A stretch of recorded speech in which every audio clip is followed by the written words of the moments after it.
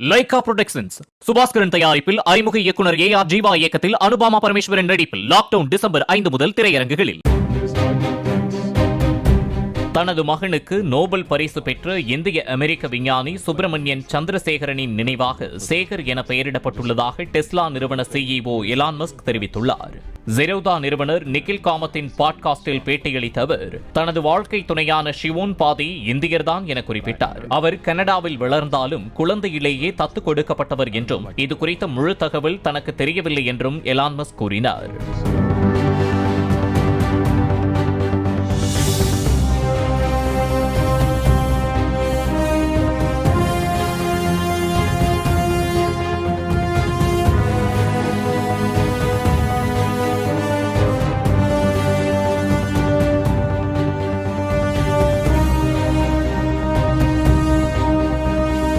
Lyca productions Subaskaran தயாரிப்பில் அறிமுக இயக்குனர் ஏ.ஆர். ஜீவா இயக்கத்தில் அனுபாமா பரமேஸ்வரன் நடிப்பில் லாக்டவுன் டிசம்பர் 5 முதல் திரையரங்குகளில்.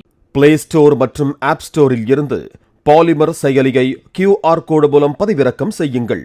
செய்திகளை உடனுக்குடன் பெறுங்கள்.